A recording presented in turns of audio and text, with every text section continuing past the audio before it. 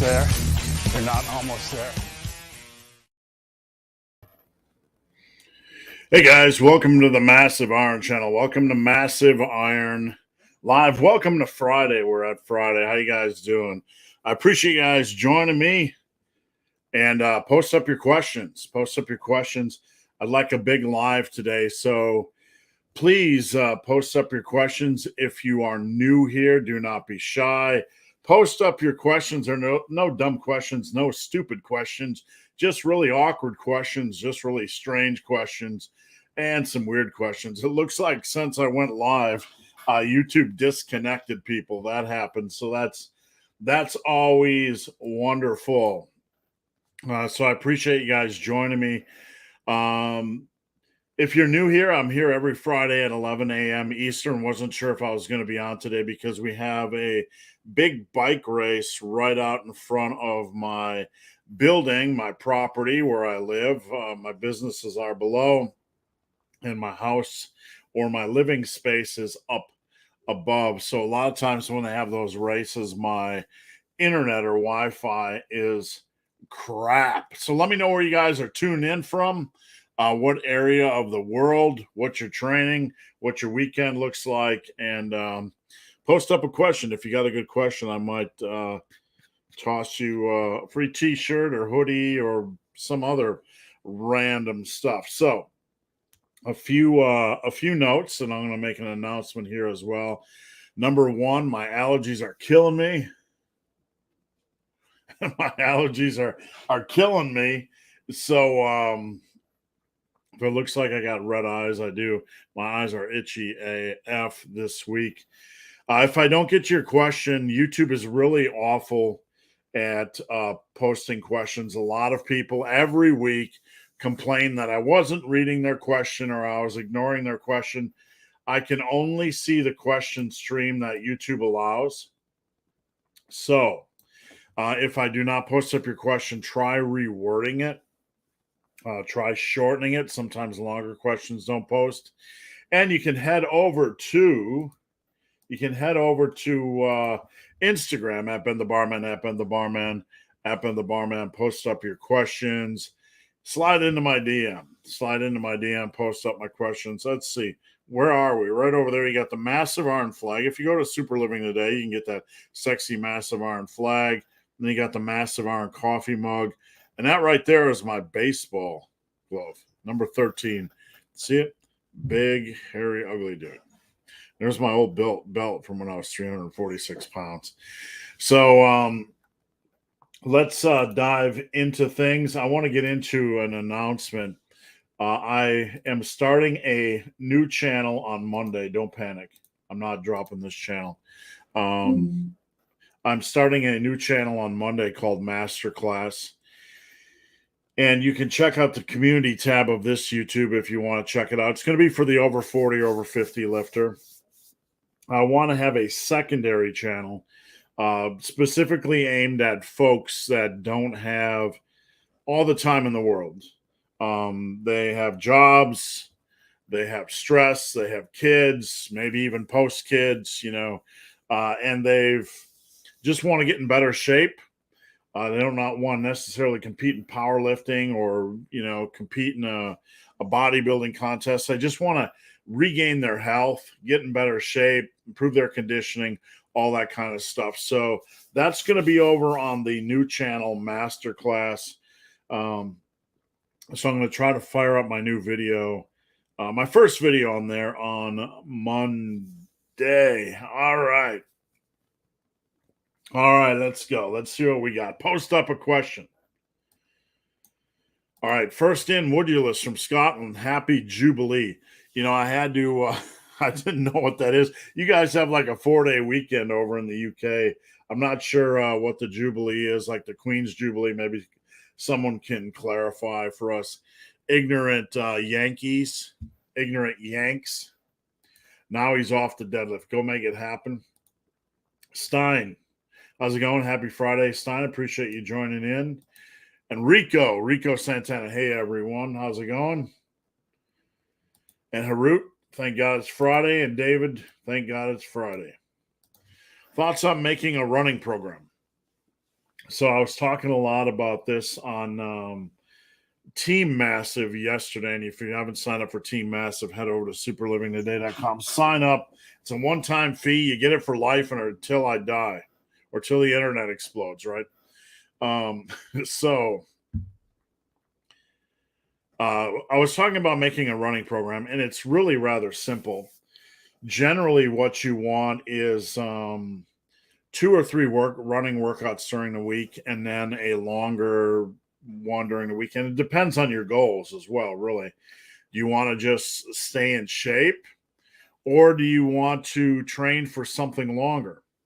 If you just want to get in a minimal amount of shape, you could run twice a week and then do a little bit longer on the week, run on the weekend. When I say longer, just go out and run as far as you want to run, as long as you feel like.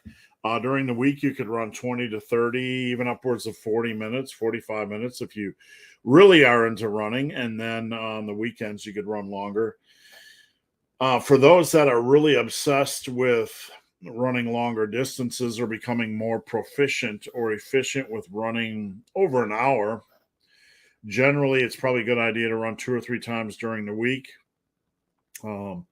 upwards of 30, 45 an hour, and then on the weekend having a longer run. You want to have one run during the middle of the week that's kind of a speed up. You don't want to turn every session into a PR session. That's, it's just not worth it. You can bring up your speed by doing what's called speed ups, which one run a week, you might go out with a 5 or 10 minute warm up at conversational pace, meaning you can run having a conversation like this. And then you do a speed up where you run at a gear below sprint. There's 4 gears in movement, basically. You have walking, which is gear 1. Gear 2 is running at conversational pace, running when you can hold a conversation. Gear 3 is the speed below sprinting. That's something you can sustain for about 30 seconds or longer. And gear 4 is a sprint. So once a week on a running program, you want to do some speed ups. So break in with 5 to 10 minutes of warm ups, conventional pace, then do a speed up at 30 seconds at about gear 3. Then drop back down for 2 minutes, let your breath return to normal, do another speed up for 30 seconds, rinse, repeat, and end up with a 5 to 10 minute cool down. So that's how you don't need this if you're just running for general health. But if you're running to improve your speed, use the speed ups to improve your speed. That'll help bring up your floor on your lifts. Or your lifts. I'm so used to talking about lifting. That'll help bring up the floor on your runs rather than trying to run all out, every day. All right. Hello, Team Massive. Pumped about your new older folks channel. Thanks for all you do. Thank you. I appreciate it. Again, that'll be firing up Monday. That's called Masterclass. I think I'm almost have 250 subscribers before launching a video, so that's pretty cool. And just a reminder, if you post up a question before live starts, and it's already started, sorry, but if you post up a question before live starts, you get a chance to win a massive iron, something or other. This week it's a hoodie. All right, Invisible. First workout with a massive iron t-shirt is in the books. And I think the squat finally clicked for me. So the question is, does the t-shirt have magic powers? It absolutely has magic powers. It absolutely has magic powers. And if you combine it with a coffee mug, if you combine it with a coffee mug, and if you combine it with a flag in your home gym, then you really have superpowers. All right, where are we? David Yu. My squat 1 rep max is about 425. My goal is to reach 500. Good goal. Weakest link is my lower back at the bottom of the squat under extension. How should I fix my technique? Hard to say, David, without looking at it. Squat is probably the hardest thing to fix of the 3 big lifts, or of any lifts, really. And I would need to take a look at that. So either consider joining Team Massive here, or you can send me your squat video. You could send me your squat video right now if you have a link to YouTube, and I could actually fire that puppy up during YouTube Live and look at it. So I'd be happy to do that. If you want to send me your it has to be on YouTube, though. It's just easier to power it up on YouTube. No music on the background. Inez Santos, thoughts on this? 3 sets of 25 rep goal for weighted pull-ups, push-ups, 1 set to failure of reverse lunges, 3 sets of rep goal 30 lateral raises, all performed twice a week. That's look, all work is good work, right? All exercise is a step in the right direction. So you have push-ups and pull-ups, which is good, lunges for legs, lateral raises, etc. That's if you don't have any dumbbells or barbells, that's an okay start. You're doing lateral raises, so that kind of confused me. I wasn't sure if you had dumbbells or what you were using for the lateral raises. I assume dumbbells. I'd like to know more, Hinaz, what you are doing, what you're trying to accomplish. Is that a good muscle building program? No, not at all. Is it a good strength building program? No, not at all. Is it a reasonably okay body weight work? Yeah, I wouldn't do such low reps on push-ups though. I would probably, and pull-ups, I would probably try to get 1 set AMRAP, try to get 1 set in the mix where you're doing as many as you can, just to build up overall conditioning. So I'd be curious, Hinez, what the construct is of your current training situation or your goals. Big Josh, put your comment on Instagram today. You're Insta famous. Any advice for bringing up lagging major muscle group?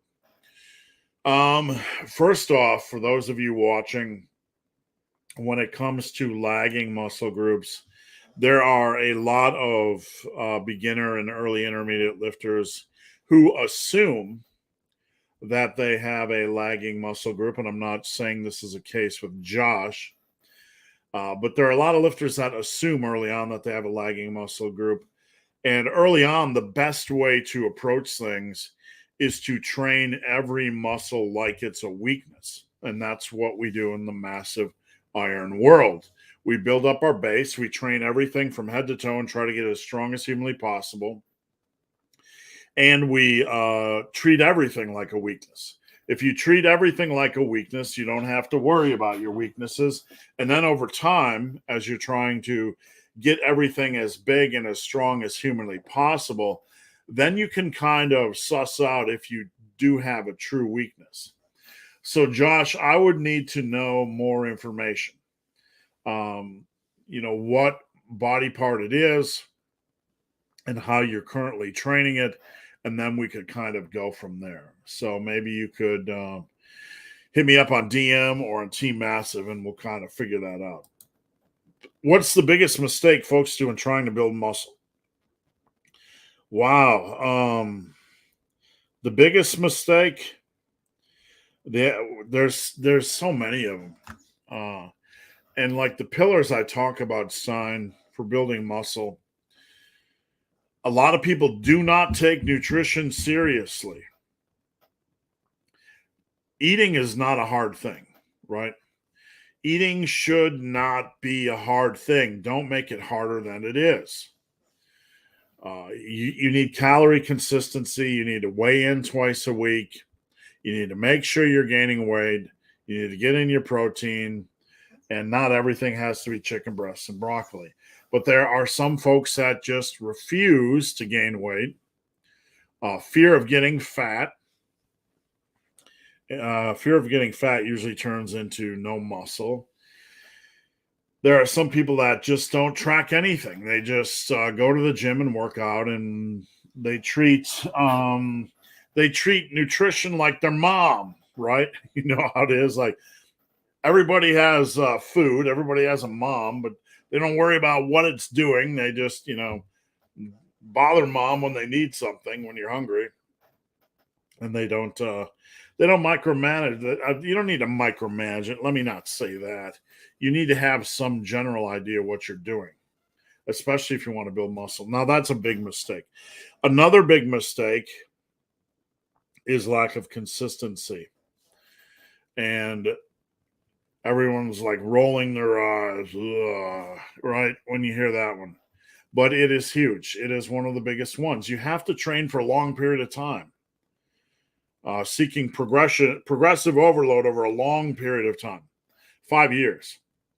You have to go into the gym, and when your progression markers say progress, then you need to progress for 5 years. 5 years. 5 years, not 5 weeks. Not 50 days. So that's the biggest. That's one of the biggest things. When your progression indicators say progress, you progress.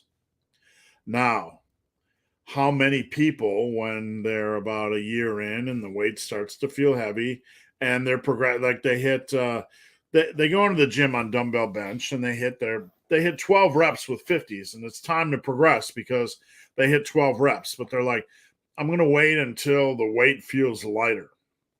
No, that's a mistake. You progress when the numbers say progress. You don't wait. That kind of nonsense is a huge mistake. If your form is good, you trust the numbers. David Yu, a slight elbow pain on the road to a 300-pound bench. Any advice on how to keep progressing? I don't want to completely take the time off. I have a slingshot. I would look. One thing I need to tell you guys is that aches, pains, and strains are part of the process. They're part of the muscle building process. There's no way around them. You're not doing anything wrong. Things need to strengthen, and they don't all strengthen at the same rate. So your connective tissue, your tendons, your bones, everything needs to strengthen, but it doesn't strengthen at the same rate.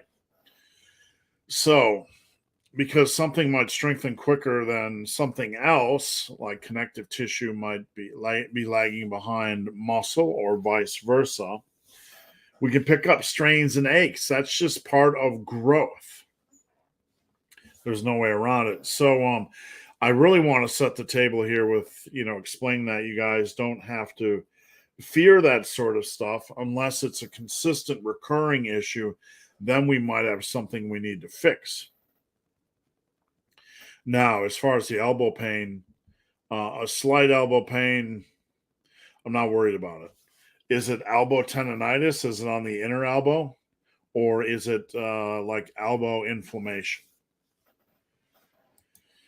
Nicholas, periodization in weeks timeline, when to change up. I'm not, most people don't need to really periodize much. Really undulating periodization is all you really need. First off, you need to build a strength base, and you don't need periodization. It's actually probably more of a waste of time when you're building a strength base. Getting up to that intermediate level, you really need to run, as far as progressive overload to get up to that intermediate level. And I don't mean be reckless, but you really don't need periodization up to that point. At that point, at the intermediate level, a little bit of undulating periodization can be a good thing, where you might progress. Let's say on squats, you might progress in the 5-rep range 1 week, or the 7 or 8 the next. A little bit of periodization. And I'm not trying to create a program here, but merely give examples. So a little bit of periodization can be a good thing once you get to an intermediate, but you really don't need anything more elaborate than that. You really don't. Raphael, is there a way to buy a single program on your app, such as? No, there is not. It's all one price. The only way to buy a single PDF is just to head over to my website, and you can buy the individual PDFs if you don't want to get involved with the app or the app contract or anything like that. Contract, it's a recurring. It's just like a gym membership, so don't let that scare you guys. If you haven't seen my app, you can check it out over there. I added a new program this week called the Bulldog, It's an old program. I don't have a PDF for it yet. It's a really simple program, but it's a fun program to run. But no, there's no way to just buy a single program on the app. Let's see. Done deal. My pre-11 o'clock questions aren't showing. Isn't that the way it goes, right? Isn't that the way it goes? Sorry, man. So this was at 11:01. And I'm going to give a hoodie to Hanez, because I believe Hanez is a new viewer or an infrequent poster. So Hanez, if you're watching, head over to Instagram at Ben the Barman, slide into my DM and I'll send you a hoodie shipped anywhere in the world. Or you can email me, benthebarman@gmail.com. All right, where was we? Matt Deep, CPA in Nashville, need to do legs this weekend and probably squeeze in a 10K row. I never tried the rowing. Nothing against it, but that's just one thing. I've done a lot of things in my, fitness career, if you want to call activity or exercise a career, but that's one of the things I never did. Hope the weather's cooperating here. It's been humid and buggy. An allergy-y. I just started running last week. What's like a 3:15 standard for a half kilometer? I don't know what 3:15 standard means. A half kilometer, you mean like speed wise? If you're running on pavement or flatter ground? I mean, if you're running, you want to run at conversational pace. That's what you want to do. What's a good standard?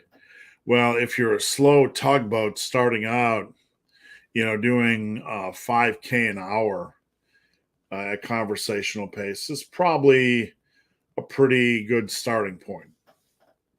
So that's like a 12K, 12 minutes for every K. And that doesn't sound like a lot, but if somebody's starting out and has never run before, that's probably a good point to get to.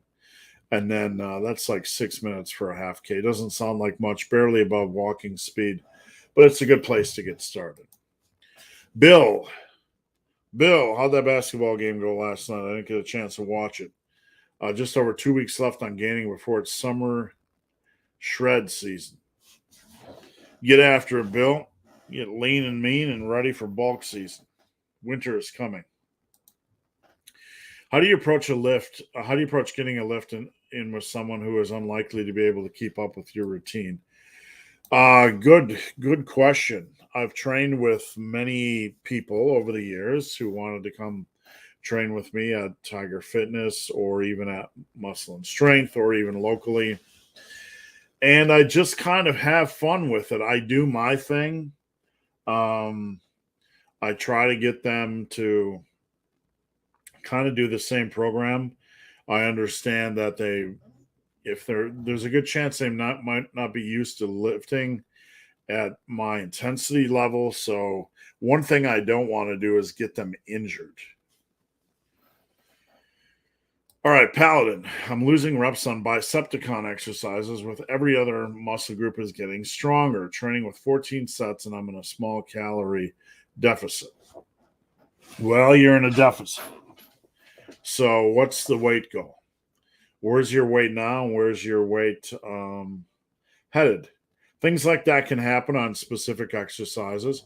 You can be a little bit weaker. You can have a little bit glycogen depletion, a little bit lower energy. So are you doing 14 sets on biceps? That would be a smaller follow-up question for me. Thomas Cody, Massive Iron, looking forward to the masterclass. Thank you, Thomas. I appreciate your support. Giuseppe, been seeing a lot of injuries recently. Pec tear. Do you think it's you? I'm going to say, Giuseppe, you watch too much YouTube, and the real stuff like that, is real sexy to post on YouTube. It's extremely rare. I don't know any average lifter who's had a pec tear. Most of the pec tears I know are from my powerlifting friends who do geared lifting. You know, it's I've had one client with a minor quad tear. I know a bodybuilder that was sumo deadlifting that had 2 quad tears. I don't know anybody outside of geared lifting that has a pec tear. Guys, don't fear all that stuff you see on the internet. You know, it's extremely uncommon. And generally what happens, usually it's random. Somebody doing something heavy, super heavy, either when they are a little bit deconditioned or their body just wasn't having a good day and they pushed it anyway. Most of the tears I know are just random. Just random and hard weight. Heavyweight and random. Heavyweight over time, relentless, and then something goes wrong, boom. It's playing with dynamite. And usually it's somebody going super heavy over and over and over and over again. Like when I had my hamstring tear, it was probably the 5 millionth time I was squatting over 400 in my life. Just bad luck. Just like playing any sport, you play it long enough and you're going to have something random happen. The body is very cyclical. There's so many systems in the body and so many things going on, from electrolyte intake to calorie intake to hydration to hormonal, all these little micro fluctuations. And, we are not a machine. We're going to, if you run hot and hard enough, you're eventually going to break down. But always understand that a small injury for a lifter is better than being somebody sitting on the couch and dying, feeling like, crap. Any tips on implementing a slingshot into a program? Good question. When you first get a bench press slingshot device, and if you're not sure what this is, check out the OG, the original bench press slingshot device by Mark Bell. I do not get anything from mentioning it. I just know it's a good product because I've used mine for over 15 years. So the best way to ease into things is a couple things you want to understand. Don't do it exclusively initially. Do it on every other workout. And when you first do it, understand you're going to feel kind of a little bit shaky or wobbly. It's going to feel weird benching for about 2 to 3 weeks. So give it a little bit of time and see what happens. Wim Hof cold therapy thoughts. I recall in my time as an editor in the fitness industry that there was a lot of hype about cold and heat and cold, the contrasting showers. And there can be a lot of hype about things like this. And the reality is, scientifically, it really doesn't make much of a difference for the average individual. That's the scientific reality. If you find benefits to it, go right ahead. If you enjoy it, go right ahead. Is it needed? No. Is it magical? No. Some of this is just marketing and hype. Let's be real. Thoughts on weighted calisthenics, bro? Is that a guy? The weighted calisthenics, bro? I don't know. This is a lifting channel, and weighted calisthenics can be very challenging. There's a lot of progressions. If that's what you want to do, go have at it. I don't really have a lot of thoughts on it because I find I like iron.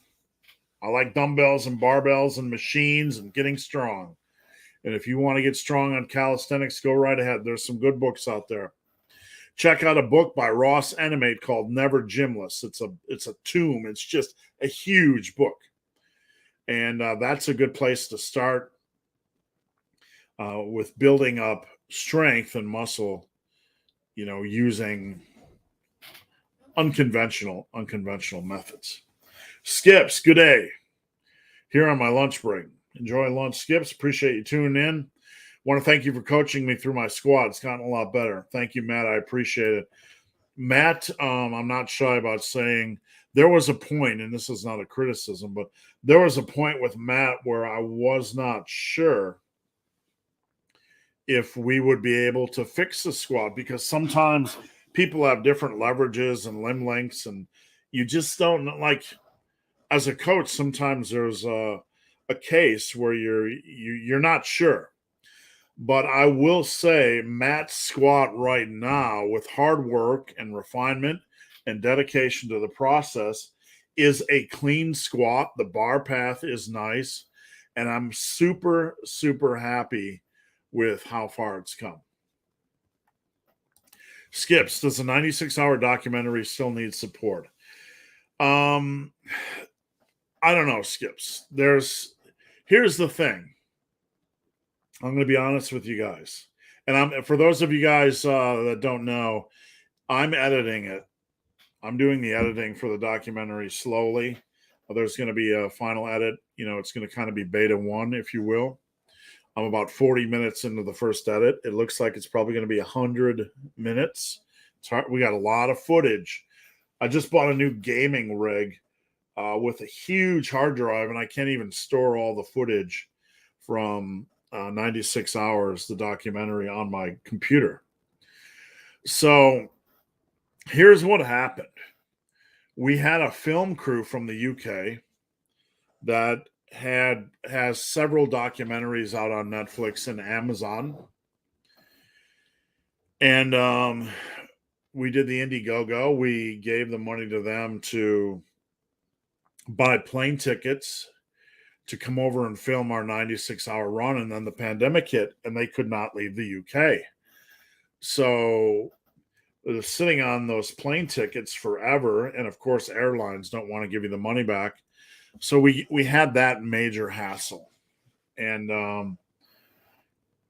will we need some financial support? I don't know. My goal is to get it on Amazon and Netflix and just see what happens. There's really only one cost that I've had to do right now. There's a song that the documentary uses to lead in on, and I had to get the rights to that song to use it, and that's going to cost us $3,000. Other than that, I don't know that we're going to need anything else. We're actually looking at firing up a sequel to 96 hours. And I don't want to give away the end to 96 hours. I don't want to ruin the documentary. A documentary, you can't force the story. The story is what the story is, and it unfolds like it does. And then the pandemic hits. We're just cruising along, and the pandemic hits, and all hell broke loose. So it's going to be a good film. I will just say the ending is a bit of a surprise. So I appreciate it, Skips. Not right now, unless you guys want to donate. Love you to the moon and back, unfortunately. Sorry to hear that, but thank you. Zachary Barker. It's funny. Not about this comment, but like when I am doing a video with like Faz or somebody, I sit here and listen to them like this. And I get comments like, you're grumpy, or you never smile, or you no humor. Like, people will watch little snippets of your YouTube videos, right? Just little snippets, and from like a minute, you'll get like a random sniper, like, you have no sense of humor, right? Or you never laugh, or you never smile. And like, honestly, I don't go on here to entertain you guys. Like, I'm not a comedy channel. I like to get to the advice, and I like to get it. I like to be direct with the advice, but it's funny the comments you get. I think like I try to infuse comedy. I mean, I infuse things into my videos that make me laugh, and I don't think some people get my sense of humor, but such it is. All right. Zachary Barker, I've been lifting shy of 8 years, but I've been program hopping and spinning my wheels until recently. Have I ruined? No, never, ever, ever. You have not ruined anything. Your natural potential is like a can of energy drink or a glass of water. You have the complete thing available to you. So even if you've only taken out that much, you still have that much to go. That's just the way it works.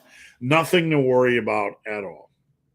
And if any of you guys want help, please consider coaching over at superlivingtoday.com. It's only $80 a month. We talk on the phone. We set up a program. I'm with you every single day, watching your nutrition, your form, your weight, your workouts. And it's actually, I'm not even shy about saying it's probably the cheapest rate you'll find anywhere. Why? Because I coach full time, and I'm not one of these guys that's going to charge $300 or $400 a month like I'm Jesus.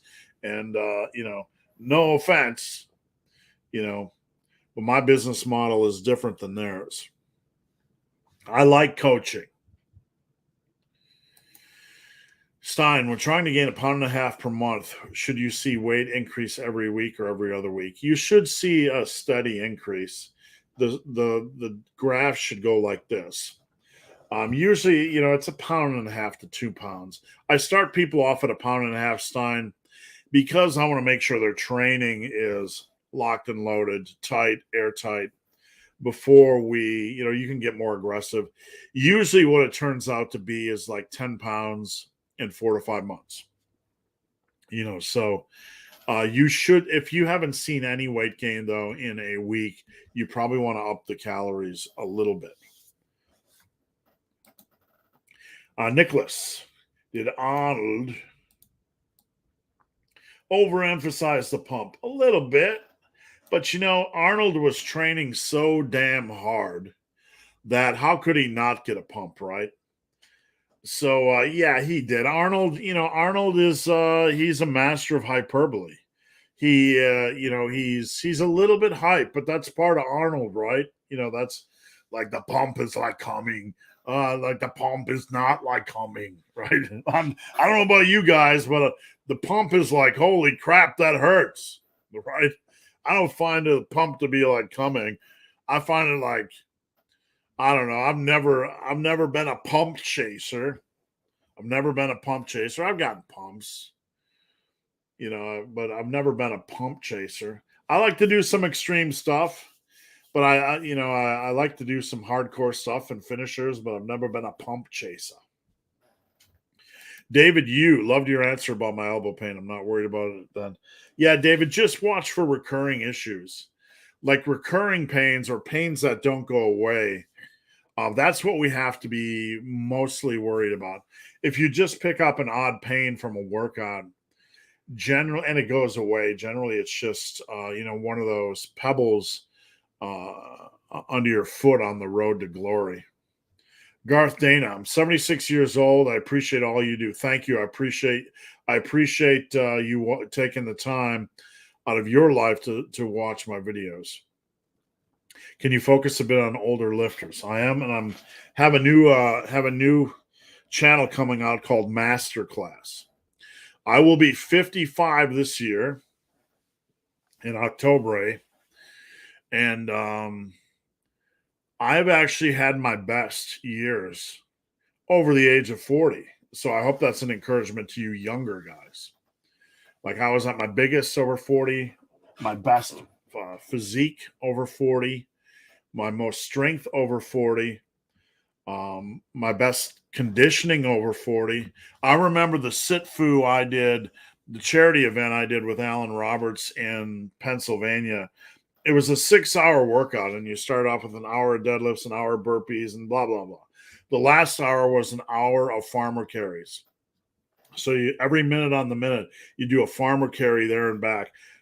And I'm not trying to brag here, but I'm super competitive, and I was running that thing. I was running the farmer carries for an hour, running with weight, like I'm hauling ass. And it excites me because I was nearing 50, And at the end of a 6-hour workout, I'm running with weights, staying ahead of everybody. That's kind of the key thing for me, staying ahead of everybody. And it's not a reflection on anybody's else conditioning, but it should be an encouragement to you guys that, that you can do the same. Soy, sauce, banana. Started watching James Tinyvest. I've been bothering him forever to do a video with me. So hammer him if you can. He seems to advocate L-arginine and TUDCA a lot. Any thoughts and experiences? Arginine, there was an article I posted on Team Massive the other day where arginine has been kind of shown to be beneficial for anxiety, like arginine and ashwagandha, and there's one other supplement. But I don't know. I don't really worry about things like that much.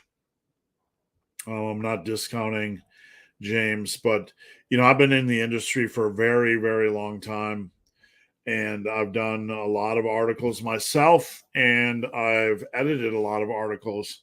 And to be honest, in that time, there's really not a lot of hype or really any reason to worry about, over worry about L-arginine. Would you say one set to failure in isolations is enough? I don't like blanket rules. Is it enough? No. I don't like blanket rules. Every exercise is different. And every isolation exercise is different, so we don't bottle everything in the same bottle. And I want you guys to remember that. The demands of every exercise is different. Every exercise treats you different. Some are easy to go to failure. Some are not easy to go to failure. So we try not to blanket, toss everything under the same blanket. But one set to failure is simply not enough. You need more volume, more time under tension. And that's just convention. That's the way every lifter's done it forever, and we have to pay attention to that. Eric from Indiana. My wife, the first time, my wife's Australian, right? And a lot of American words were new to her. So, the first time she heard it, like the first time we ran in Indiana, she looked at the sign and said, Indiana. And the first time I took her to a Mexican restaurant, she like they're Mexican. They don't have Mexican restaurants in Australia. They're extremely rare. She'd never seen one. So we went in. She didn't know what to order. I said the chimichanga, and she goes, "You're making that up." She thought I was making up the word chimichanga, so she'd say it to the waitress and get embarrassed. Scruffy like a boss. I've been consistently training now for a while and doing around 6 sets of chest a week. I get absolutely trashed after getting crazy DOMs. Any tips or advice? Got to build up that work capacity. Need more work. 6 sets a week is a good start, and trash is good, but we need to get you up to 9, 10 sets next. So I'm not sure what you're doing. Hopefully a dumbbell, barbell, or whatever. We need to hop on a machine exercise, or maybe even add an isolation in there as well. So get that work capacity up. Do you agree with Natural Hypertrophy's assessment of the guys he reviewed? Honestly, Nicholas, I respect Natural Hypertrophy, but ain't no old man like me got time to watch a 90-minute video. I don't. I just don't.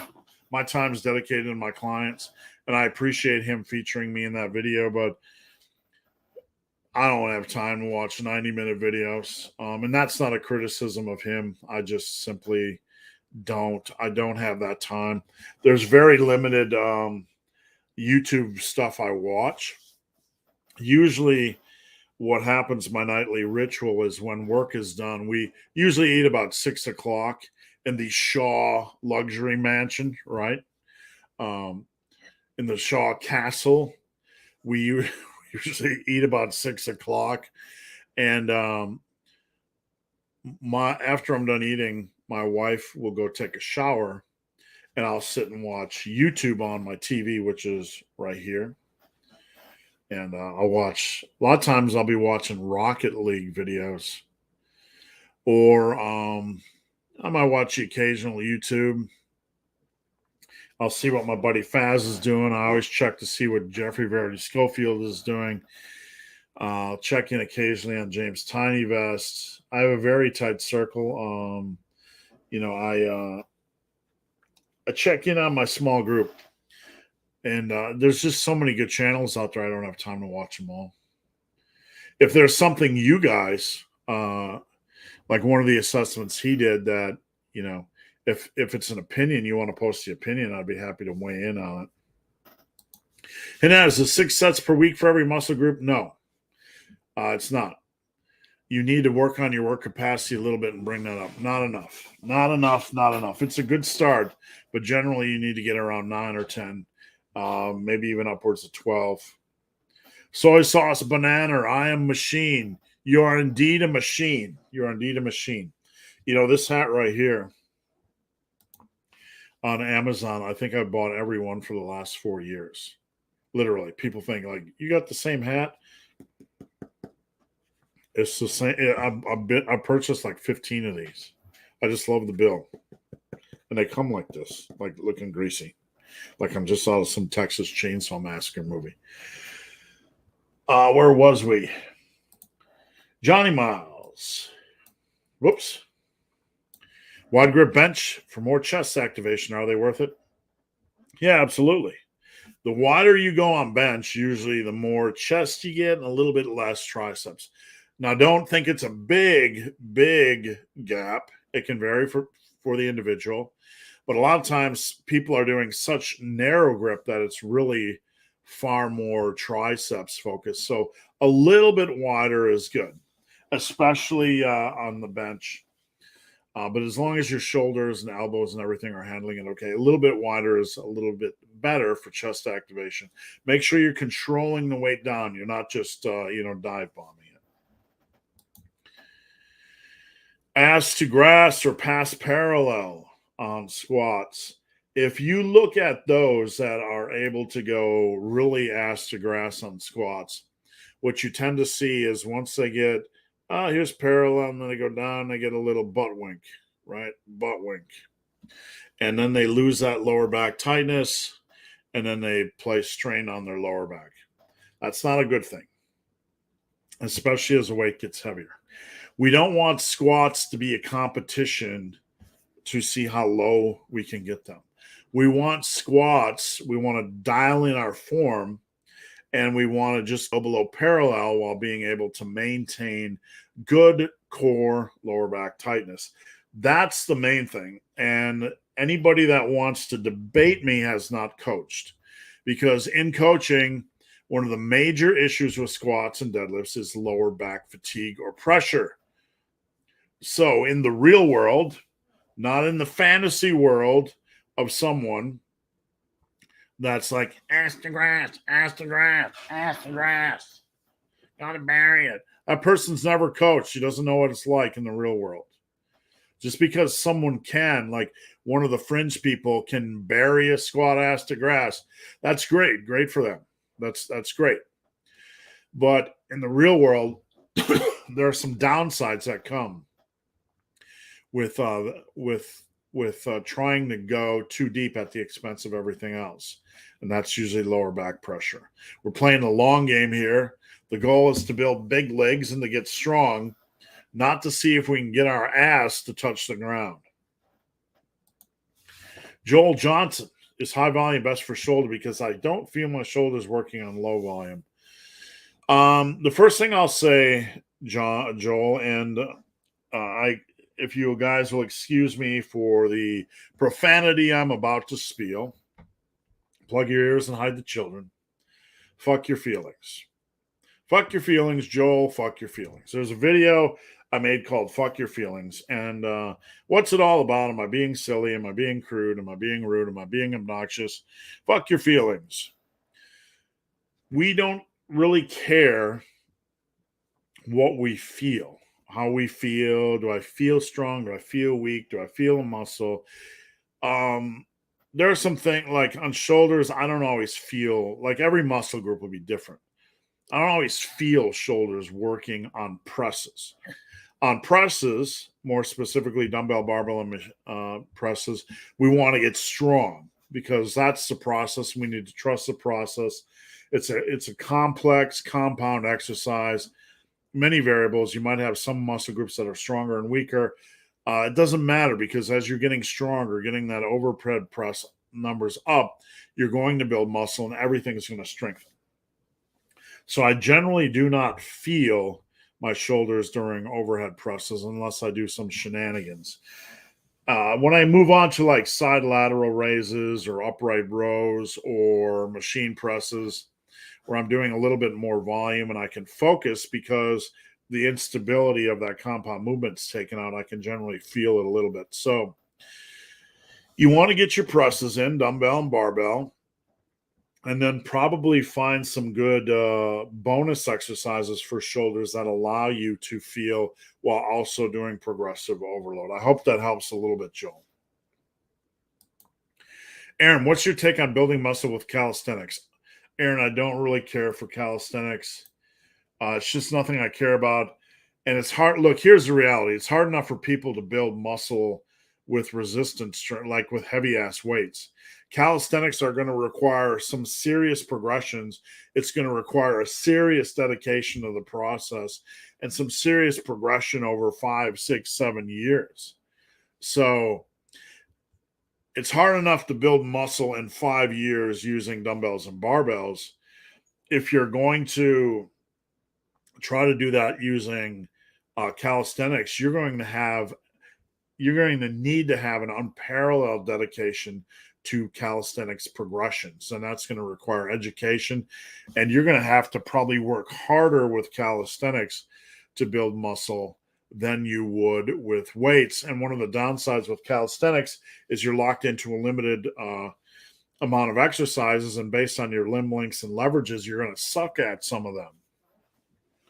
Whereas in lifting, you can adapt. 3 days grace. My goal is to run a half or one as fast as possible. Remember, I talked about speed ups earlier, 3 days. So go back. That's going to be important in raising the floor. Like you can go out and try to set a PR every day, but that's generally not how you improve your baseline speed. Go back and listen to my information about speed ups and try to apply that once a week. Once a week.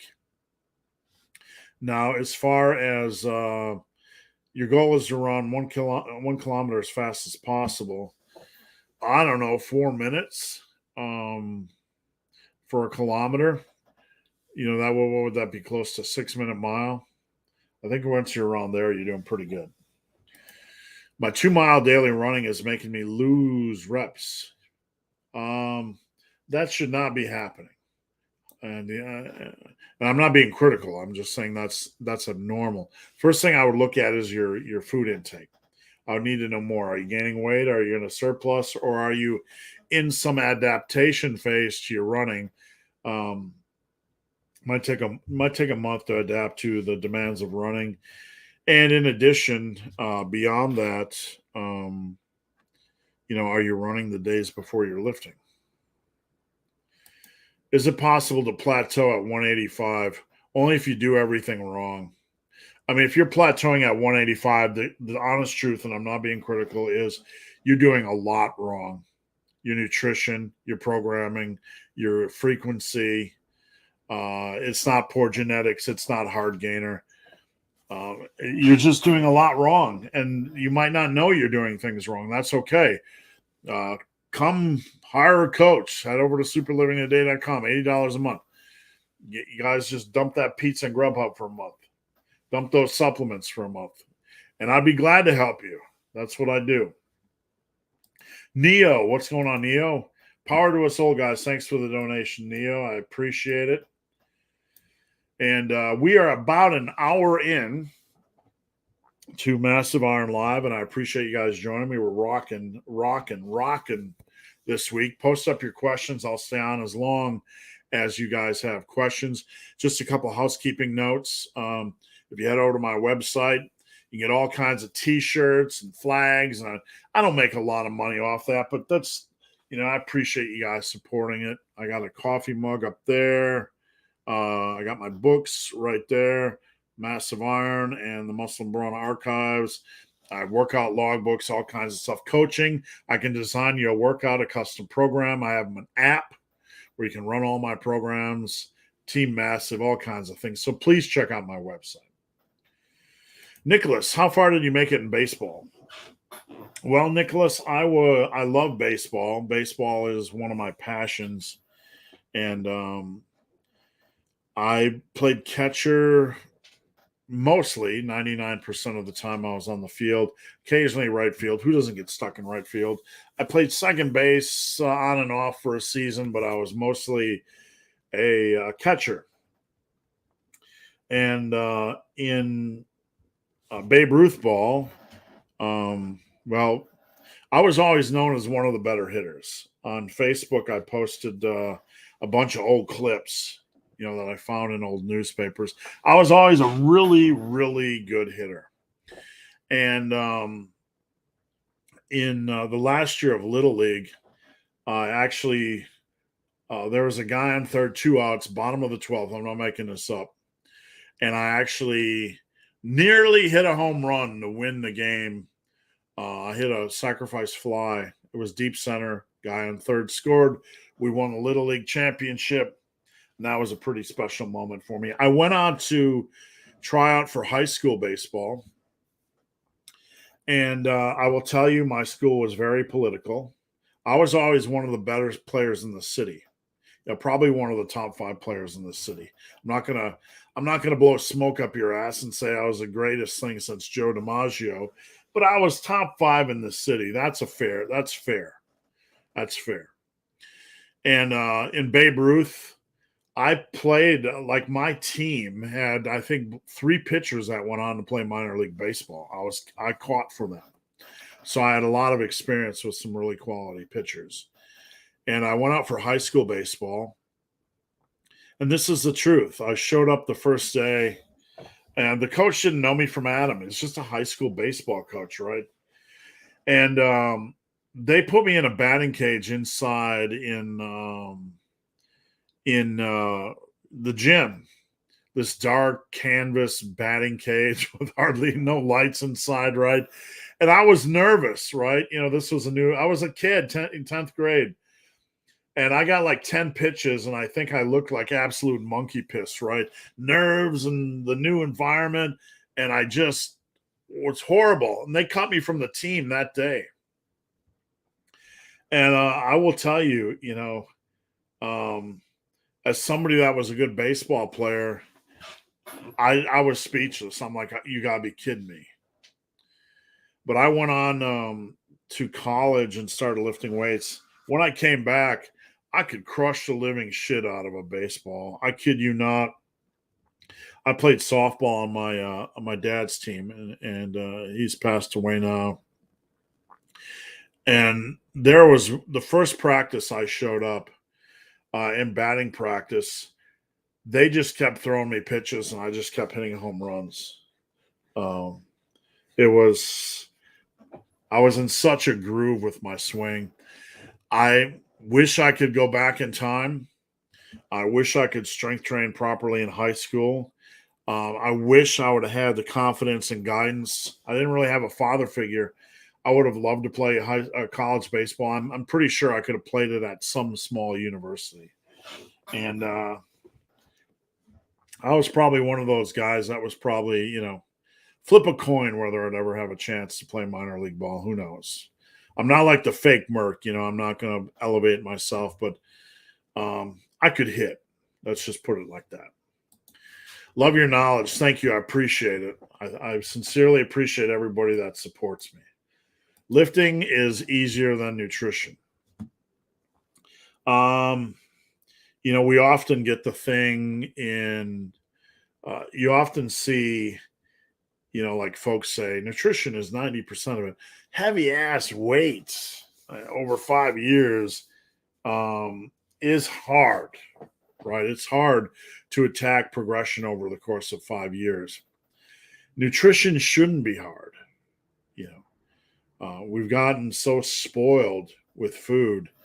that we just go everywhere and eat everything like little spoiled brats.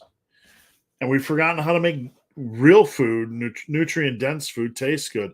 We fuel up on junk, and we look at calories rather than nutrients, which is completely backwards.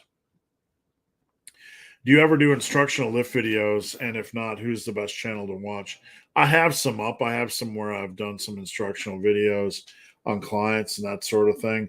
I'm looking to do some starting next year because, the God's honest truth is when I started this YouTube channel, it was just run and gun, making videos like this. And then I went to work in the industry and I got divorced and just always been busy.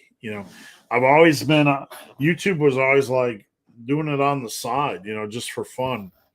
And then it grew into this. So, I've never, like the younger YouTubers, they got all the fat stacks and they got the free time and they're very well organized.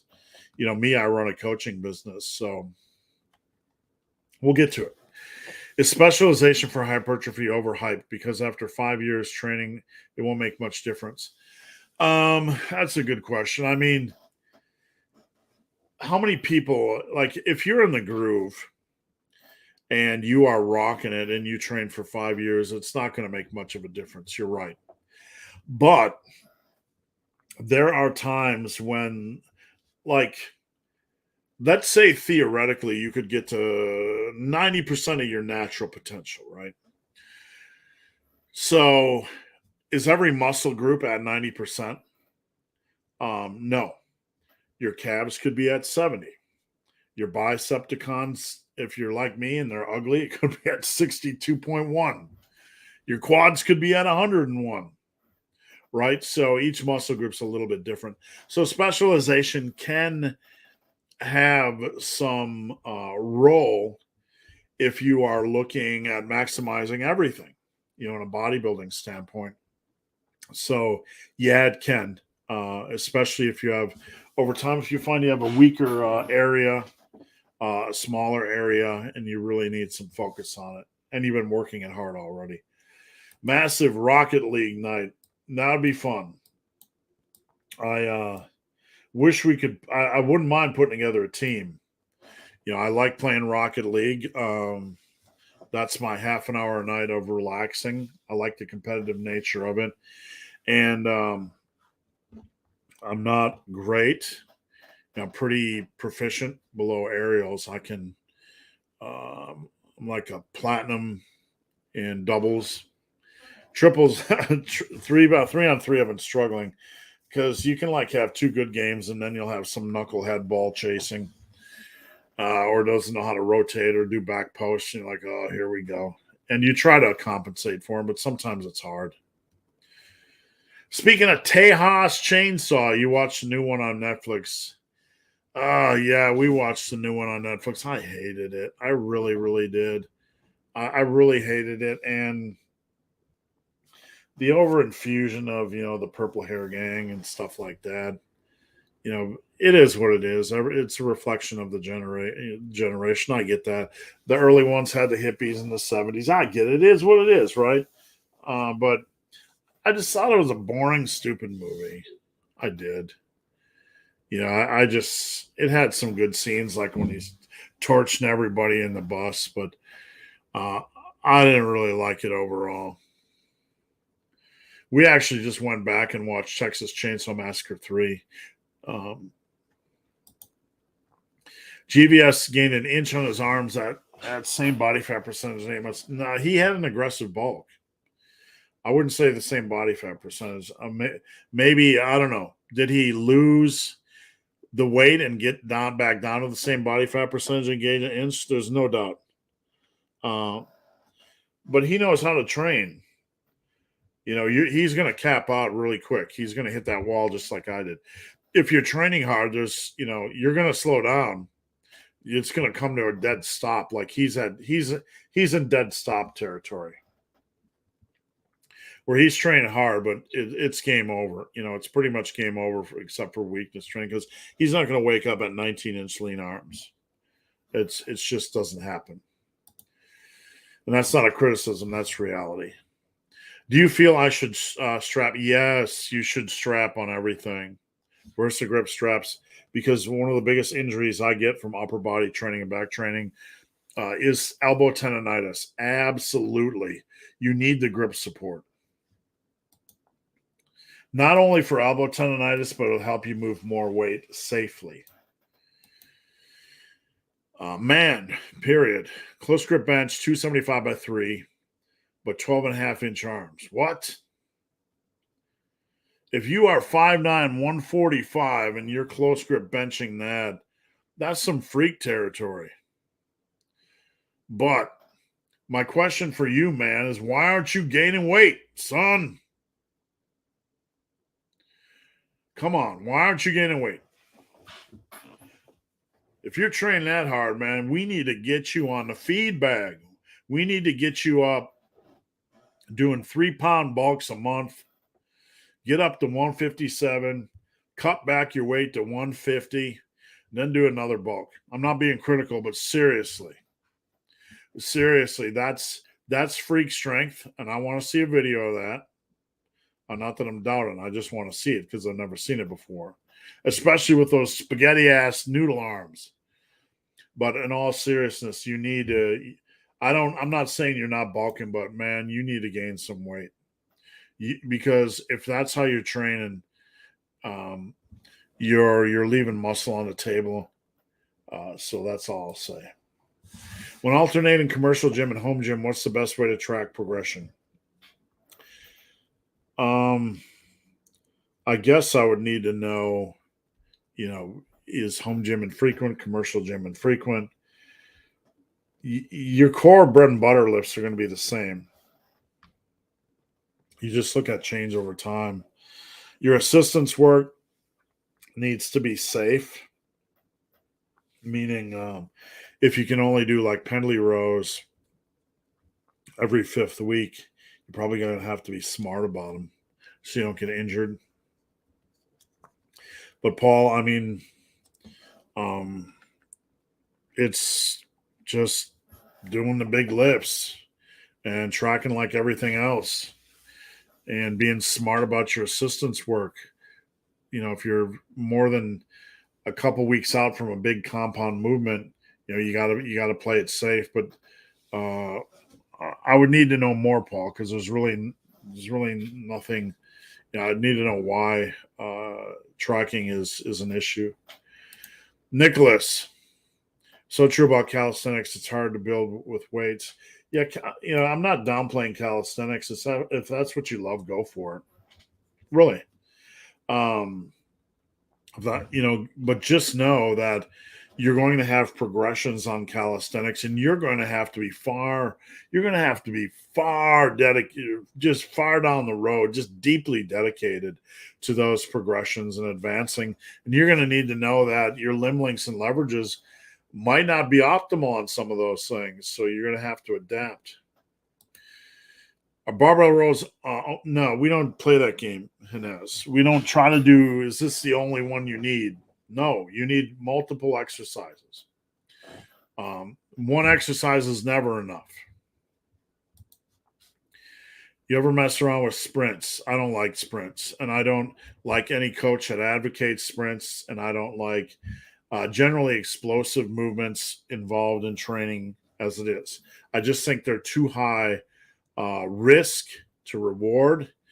In running, we run a gear. At times, we run a gear below sprint. But unless you're like 20, I don't like explosive movements. I really, really don't. I think the downside is too great for the average individual. EMG shows face pulls hit side delts way harder than overhead press. No. We do not. Come on. You cannot play this. You cannot go down that road. And I'm not attacking you, ZV, but like a face pull has such a limited progression window. This is such a narrow way of looking at things. Side delts are not going to grow from doing face pulls. If face pulls were the magic for side delts, everyone would be, it's not the case. just because an EMG can show stimulation doesn't mean it's optimal stimulation over the long period of time. So it's horseshit. That's what it is. It's a steaming pile of monkey piss that we need to ignore, because in the real world of training, we know that's not true. We don't really care what an EMG says. That's all good and well, because we know that you aren't going to have a 700-pound face pull building those big delts. And face pulls suck. They really do. They suck. You get to a limit on them really, really quickly, where you got to really lean back, and they're just not a good exercise even for rear delts. And that's the real world practical application. 3 days grace. Cool. Thanks. Helena, any advice on abs training? Number one, don't do a lot of volume. It's pointless. Number two, you want to build up a basic amount of core strength, like from ab wheel rollouts or rolling planks. I like to do shoulder tap planks, because regular planks, you're counting time and time is stopped, and it gets kind of boring. So shoulder tap, you're in the plank position, and you go tap 1, tap 2, tap 3. You can do like a 50 rep set, and you're actually counting so it can get you through the plank, and there's a little bit more stimulation. But you want to build up that basic core level of strength. Beyond that, you want to look for progressions. If you want more ab strength, beyond that, you have to start looking for more complicated or intense progressions, things that challenge you a little bit more, that aren't just doing mindless sit-ups and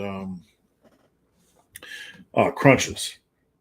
Nicholas, love baseball. Thanks for the story. Thanks for watching. I appreciate it. I appreciate the question. I'm sure I'm the only schmuck who watches college baseball. Man, I love the college baseball World Series. I hope to go one of these years just to soak in the whole tournament.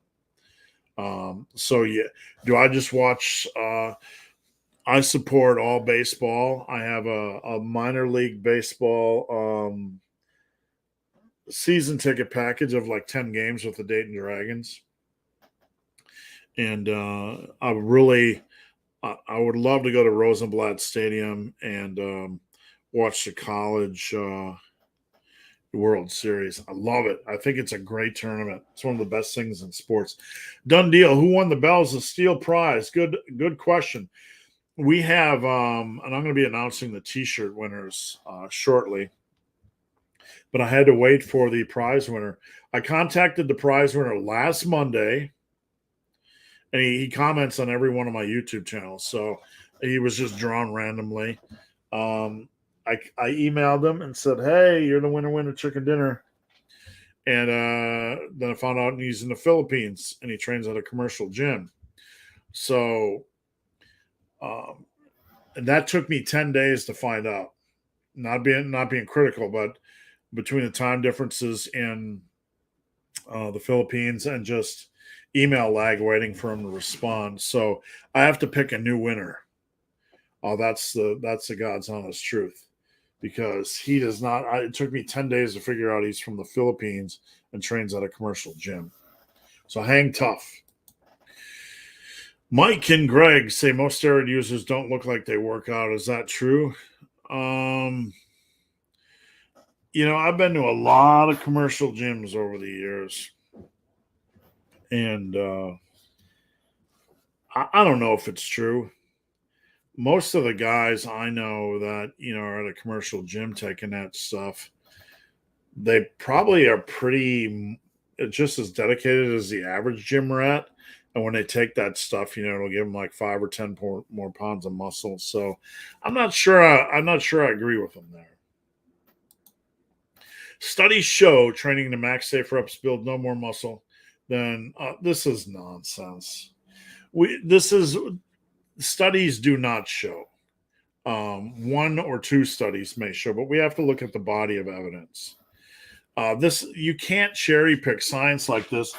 And if you're going to have the limp ass, lame, I'm just going to do 3. Who even fucking knows what 3 reps in reserve is? Come on.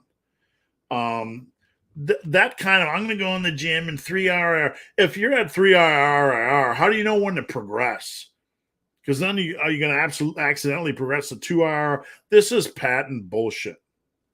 It's patent bullshit, and we have to look at the nature of this. Is what happens in the industry when you take 1 off or 2 off studies. The meta-analyses do not show this. In fact, if you look at the real world's experience of people that have muscle mass, they are fucking killing it in the gym. They are fucking killing it in the gym. If you go into the gym and you look at somebody like Jeffrey Verity Schofield or me or Greg or Dr. Mike, they are fucking killing it in the fucking gym. And one little study done on one little person who they can't even determine, 5 people in a room on leg extensions. It's bunk. It's crap science. It's junk science. It's not a meta-analysis, and it ignores all real-world information. So I'm not coming hard at you, man, but this is a reality. Why even bother? How the fuck are you going to progress? How are you going to know when to progress? What we do know scientifically is that the deeper into a set you get, the more muscle fibers you recruit. That's reality. That's physiological reality. Okay. So someone can go out and do their pussy ass training where they're doing 3 RIR. We're going to guess 3 RIR. And when we feel like we're strong enough, we can add 1 pound in micro load and add 1 rep. And hopefully it'll still be 3 RIR. How the fuck are you going to know that? I mean, I'm not coming hard at man here. I'm just coming hard at this whole idea. It's patent bullshit. And if you look at anybody that trains hard and has results, this is just bullshit. People trying to look for easy ways to get stuff done. Easier way. There's no mass monster in the gym, natty or not. They're like, let me get out my calculator and let's see. I'm at 3 RIR, and when can I proceed, and when can I add a rep according to my calculator and this one scientific study? That's fucked up. That's not the way it works at all. The people that have great results are all killing it in the gym. And I guarantee there's not a single man in the history of lifting that's lifting like that. I'm moving on. All right. You guys can't look at one study. You can't do that. You have to pay attention to the bigger picture. Joe, some days I feel like I'm doing 2 days. You can, but if you do 2 workouts if you do 2 workouts in a day, you want to make sure you are fueling, right? So if you're going to do back-to-backs, have a little bit of downtime. When you're done with your first, take some complex carbs and some water and sit for 30 minutes. Just some simple carbs. Relax. If you're going to, I don't advocate doing back-to-backs like that. I would advocate doing them with time in between workouts. So you can sit for a couple hours, you can eat a meal, you can hydrate, and you can get back up to speed, and you should be okay. Alpha Destiny clearly says many times he thinks the natural limit is bullshit. The natural limit for strength is bullshit, but there is no bullshit for natural muscle mass. There's no natural Alpha Destiny, Jeffrey Verity Schofield, anybody that has 19-inch lean arms. They're talking about strength. And he believes he can gain a pound of muscle for the next decade. He's wrong. He's wrong. And that would be 10 pounds of muscle over where he's at. He's wrong. And there is plenty of research, and I love Alpha, but he's wrong. You can't continue. You can gain a little bit. You can gain ounces, right? But you can't do this indefinitely.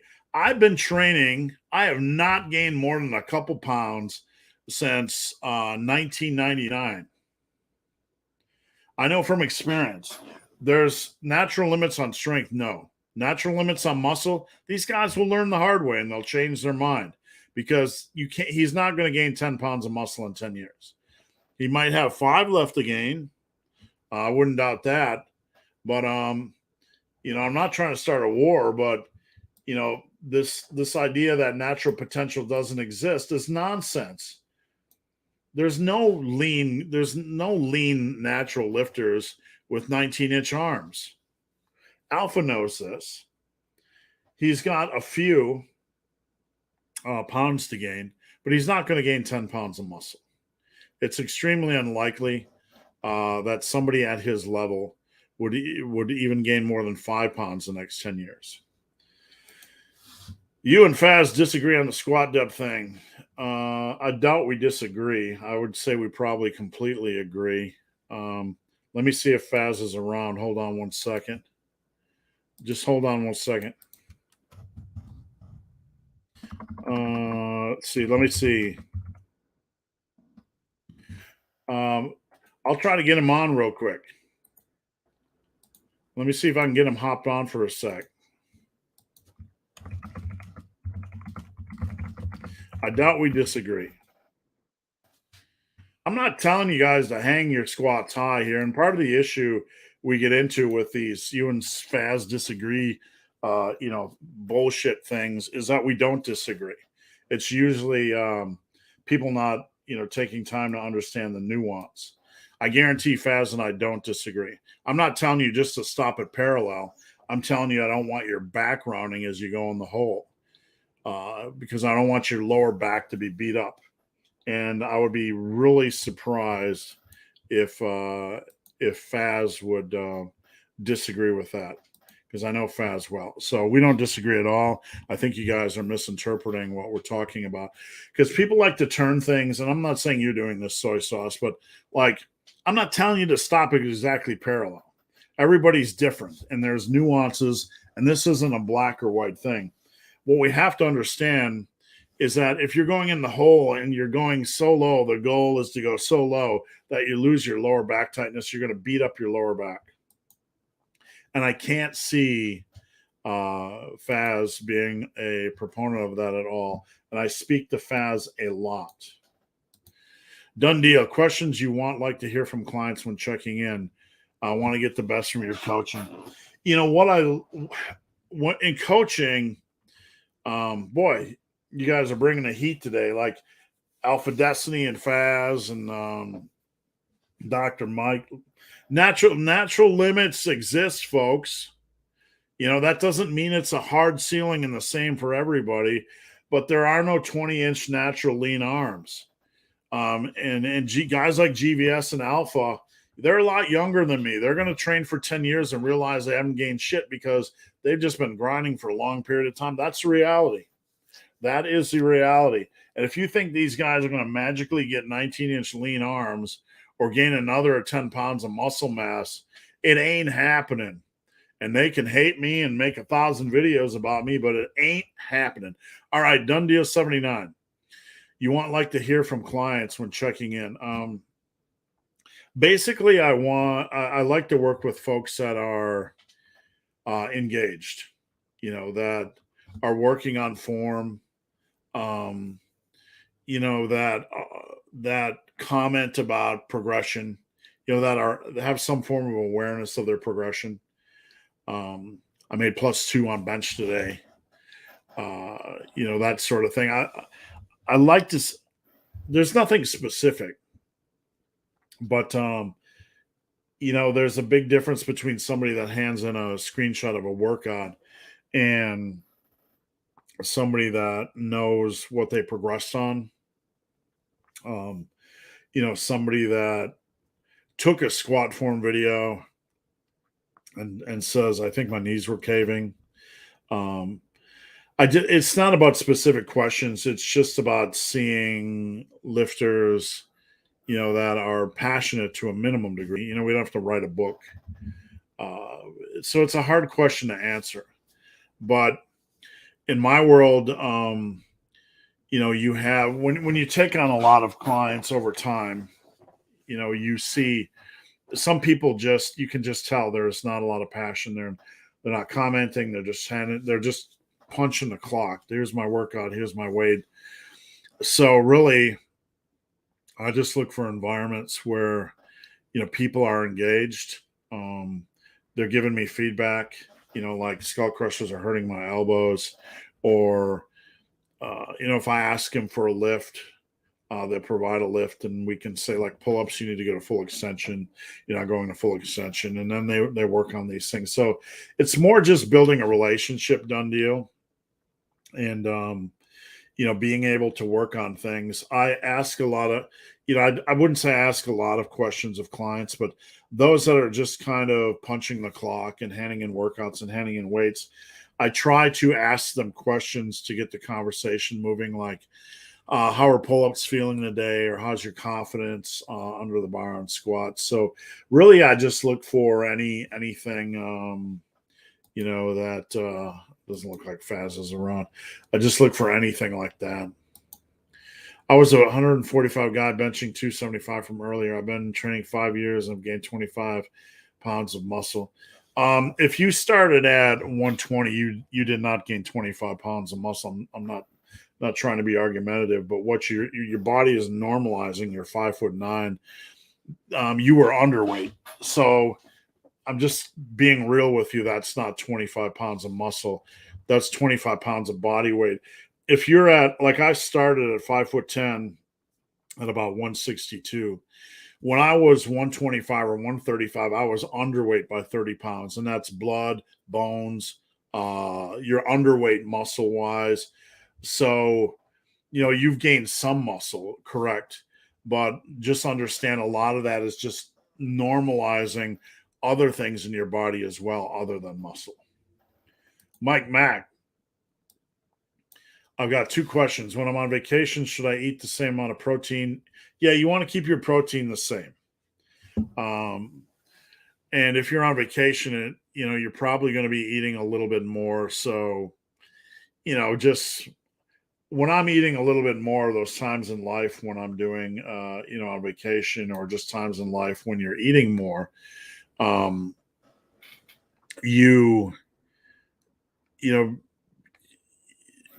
would eat meat first. I generally make sure I eat meat at a meal and then do your other thing.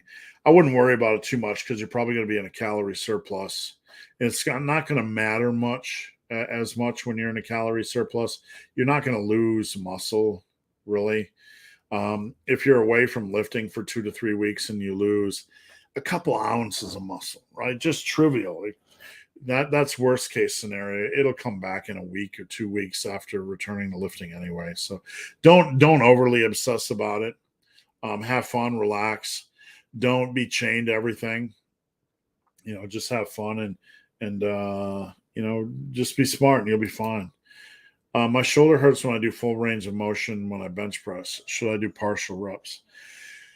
The further down you take your shoulders on a bench, the further down you take your elbows on a bench, the more pressure you're going to place on your shoulders. So if you're getting pain taking it to your chest, there's a good chance, because of your limb lengths and leverages or even injury history, that's placing too much stress on your shoulders. Can you hang a bench press high? Absolutely. You can hang it an inch or two high. I do this on every rep. On every set, I hang a bench press 2 inches high because it feels better on my shoulders. And the only time lately that I would take a bench to chest is, if I'm looking at a competition or testing a competition max. But there's really going to be no downside. If it relieves pressure on your shoulders, absolutely. So I sent Faz a message. Doesn't look like he's around. Faz and I, look, I'm going to be honest with you, Soy Sauce. Faz and I get a lot of questions like this from people that will say you and Faz disagree. And I'm not being critical here. I'm just being real. This is something Faz and I talk about a lot. And we don't disagree. There's nothing we disagree on, really. It's usually a case of folks assuming we disagree because they don't understand the nuance. And that's not a criticism. That's reality. I don't think either of Faz or I want anybody going so deep into a squat where they lose lower back tightness and beat the living shit out of their back. All right, we did that already. Cheers. Thanks, Elena. And if my bench went up 60 pounds when I started, Doesn't that, no, you're not even close to you're not even close to natty limits. You're way underweight, and that's the reality. You're 5'9", 145. You're underweight. You need to gain a good 20, 25 pounds. You're nowhere near your natty limit muscle wise.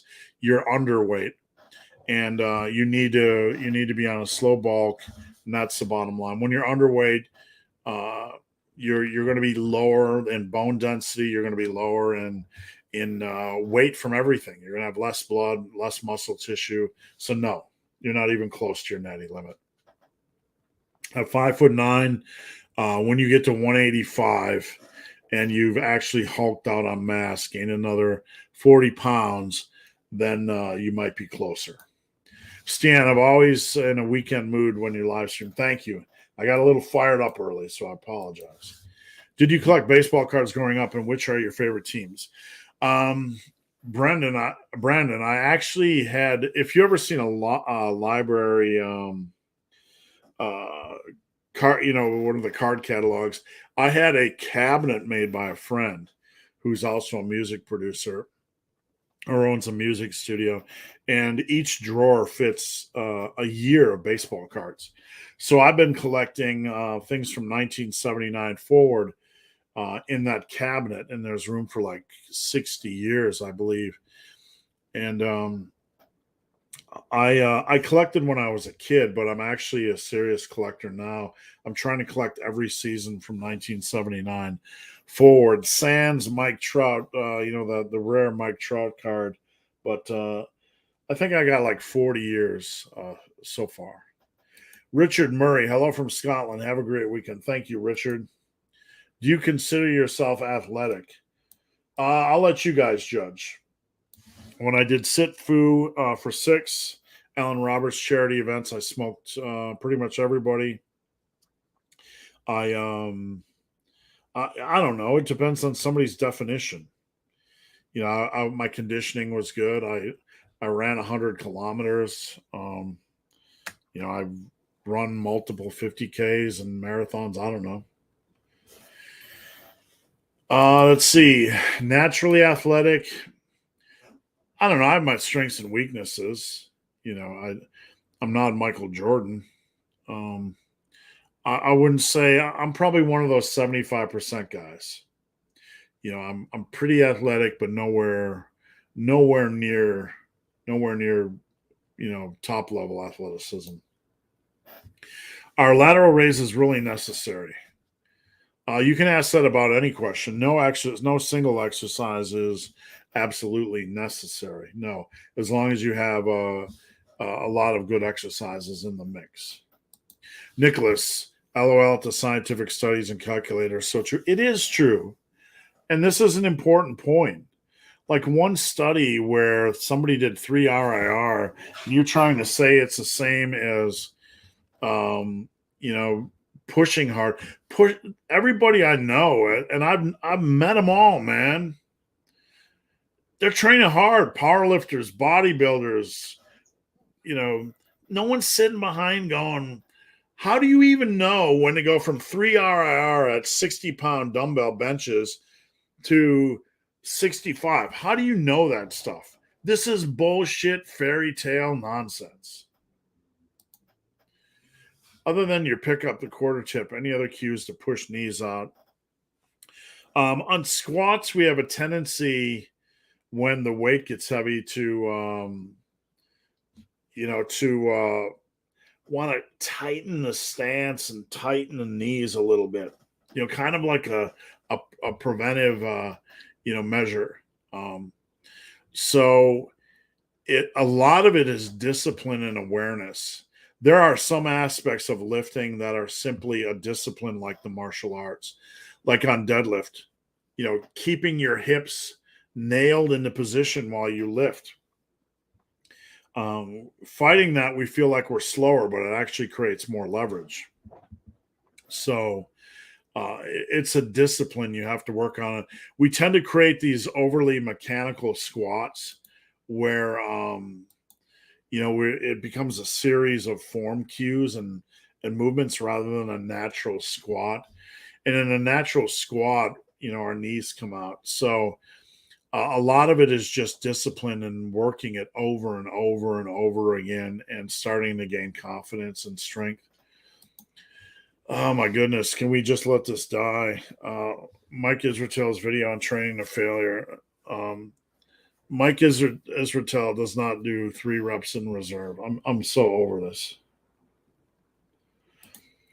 I thought we became neurologically efficient after years of training. So why is there no genetic limit for strength? Because strength involves more variables. Strength involves technique. Strength involves strength involves technique. Strength can be improved with programming. Programming doesn't improve the output of muscle gains, but we can always get a little bit stronger. We can always get a little bit faster. They're 2 different processes, right? You're talking about how big can I grow a muscle versus how amazing can I perform. So there's always something you can do in strength training. You can bring up strength in minor muscle groups or try new things. It's a completely different game. That's like trying to say, why can't we put the hoop at 20 feet and somebody, why can't people dunk at that level? It's 2 different games. Strength training has tons of variables, whereas muscle building is, physiologically, unless you have some kind of disease or issue that allows you for hyper growth, you can't magically make the body is set up to be efficient. It'll grow to a limit, but there's no point in the body to have 24-inch arms, naturally. It just doesn't occur. So it's 2 different processes. There's many things you can improve in strength training. You can improve your programming. You can improve your connective tissue strength. You can improve your form, all that kind of good stuff. Thoughts on bro splits for beginners. Once someone gets to the point where they are past the neurological adaptation on lifting, well, they're not shaky anymore, and they've established reasonably good form on the squat, bench, and dead, all the big lifts. And once they get to that stage and they've established that they have consistent nutrition and that they have a track record of +1s, and split won't matter. That it'll come down to just train what you like and go hard after it. It's true, if we all kept muscle building mass, we would look like the Hulk one day. Yeah, and I'm not trying to bash on these guys. There's no natural. We keep getting stronger. We keep getting faster. We keep swimming faster. We keep jumping further distances. But muscle building wise, we're no further than we were 70 years ago. We aren't. That's the reality. So there is a natural limit on muscle building. And it's even been studied. Dr. Casey Butt has studied natural potential. And it's pretty much the same now as it's ever been. That's the reality. And we also know from experience, there's no one walking around unless they have giantism that has 20-inch lean arms. So I'm not trying to bash on anybody, but guys like Jeffrey Verity Schofield and Alpha Destiny, they've done amazing things. They have, and I have the utmost respect for them. But you cannot continue to arbitrarily say, I'm going to gain a pound of muscle for the next 10 years. I believe I can do it. Well, you're wrong. You can't. And I know from experience, belief is not reality. We have to have 1 foot in reality, and we have to understand how far we've come and the battle that lies before us. And if we don't, we're going to end up getting injured. We're going to end up getting hurt. Alpha Destiny has done some amazing things, but unless looking at him, I would say maybe he has 5 to maybe 6, I don't know, more pounds of natural muscle potential to go. But I don't know. I've not studied his measurements, and that's going to be key. But with guys like that, they're above 90% of their natural potential. So they can continue to train hard. But man, I was there in 1999, and I've gained nothing but ounces in 23 years. And it's not, I'd trained harder than ever in my 40s. And I improved a lot of strength, but it's just not happening. Guys are so optimistic about no muscle genetic limits in their 20s. Yes. And they really are. And we know that physiologically, no one's bigger than Reg Park or Steve Reeves. It's all the same. It's just the way the body is. Let's just get okay with it. Let's just be okay with it, right? As a mathematician, I assure you there's a natural limit. No study needs to prove it. Physiologically, we just can't create reality, right? We can't create, like, I'm going to will myself into, no, you can't. I've heard this story 1,000 times over the years, and I've never seen anyone surpass Steve Reeves or Reg Park or all the great naturals in history. They all cap out at about the same place. Love GVS, NH, and Alpha, but they are still kids. Chef Rush claims to be not.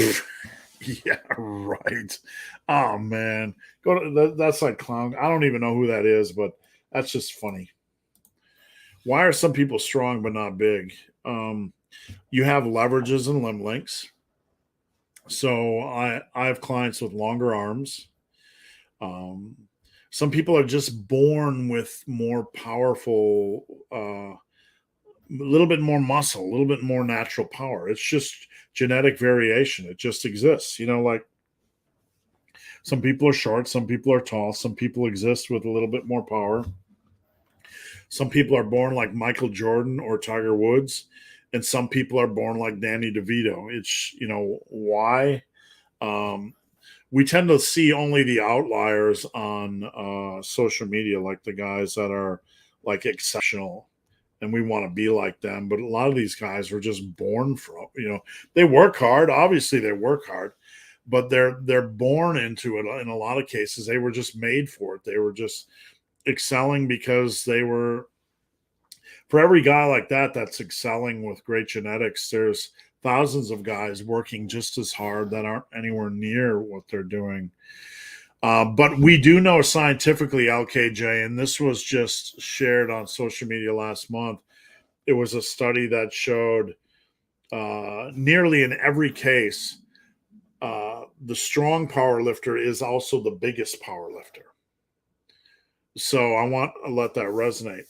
This was a study that I respect greatly, and it's not controversial, but it said in almost every case, the strongest power lifter was also the biggest power lifter. So regardless of the variances you see on the internet and the outliers, we need to take that seriously. If we want to get strong, we need to have a bigger muscle base. A muscle base is like a car engine. And the more powerful that base is, the more potential we have to get strong. So we need a bigger engine. I would take your 37 years of advice over anyone else's on tube. Thank you. I appreciate it. I'm going to say it's not a question of wanting to be right. It's just what I've seen in 37 years of working with people, working with all top transformation stories and bodybuilders and powerlifters. I've trained with Ronnie Coleman. I've trained with the strongest man, Donnie Thompson, in his gym. I've trained with Westsiders. I've trained with bodybuilders. Everybody I know that is big trains hard. but I've never met a natural, and I've met thousands of them that train hard, that are close to their natural potential, and no one's 10% bigger. They all believe they're going to continue to get bigger and bigger, and they continue to train hard. But it's not that they're not gaining a little bit of muscle each year, but it might be an ounce or 2 ounces. A pound is a lot of muscle. And when you're above 90% potential, you're not gaining pounds anymore. You're scratching out ounces, right? How important is the rule of 72 between training the same muscle? Not important at all. Frequency is one variable, and it's not important at all. It's not important. What we understand scientifically and what we understand looking at all the lifters, looking at the body of work, muscle protein synthesis is one variable out of 1,000. It's not important. Use the program you like and go hard with it. 145 at 5'9" is not close. Yes, you are underweight. You can debate me all you want, but that is physiologically underweight. You can look, don't waste my time. You're in denial. You're underweight. I was 5'10", 162, and small as fuck going into college. Your arms are 12.5 inches. You did not put on 25 pounds of muscle. Either you want to learn from me, man, or you want to stay in denial. And if you want to be dogmatic and think you put on 25 pounds of muscle up to 145, and if you want to think you're at your natural potential and not underweight, my women's arms are bigger than yours. And that's not a criticism. That's reality. That's something you need to go look in the mirror and address. Women have bigger arms than you. Hey, Faz, how's it going? All right. We got a throwdown, showdown. We got a question. Okay. Faz. I was not expecting this. Yes. We Soy Sauce Banana says we're against each other, so I want to iron this out live. Who? Squat depth. Okay. I'll share this and I'll let you hop off. We're almost at the end of Massive Iron Live, so I appreciate it. This is totally unplanned. But we talk about this a lot, and Soy Sauce has a fair question. So the question was, somebody asked about ass to grass squats. Mm-hmm. And I said, the goal, like if you go too far on a squat, and like the goal is to take your ass as low as you can, and you start getting butt wink, butt rounding, you lose your lower back tightness. I said for the average lifter, that becomes very, very precarious. So I don't want people chasing. I said, I don't want people chasing squat depth if it's going to beat the living crap out of their lower back. So someone said that I think it's being interpreted wrong. Like somehow we disagree and that you're like squat depth overall, even if you die. Okay. So this fella, he's basically saying my position is that you should go for depth no matter if your back hurts and you get a disc problem and you die. And is that right? Is that what he's saying? I think well, based on what my position was, and he said we disagree, that was my position. Like, only go as deep as you can to protect your lower back. If you're going too deep and your lower back is getting hurt, you need to bring your depth up. So depth is fine as long as you're not losing tightness and killing your lower back. So from that, I was told that we disagree. So I just wanted to shake out the facts. Do you recommend? I think that's a very sensible stance. I think, to be honest, the main issue is with some of the misunderstandings that quite a few of these guys do seem to be living in their mother's basements and are absolute virgins and really have no life. And so they're trying to cause drama online. That's, I feel, the biggest issue here.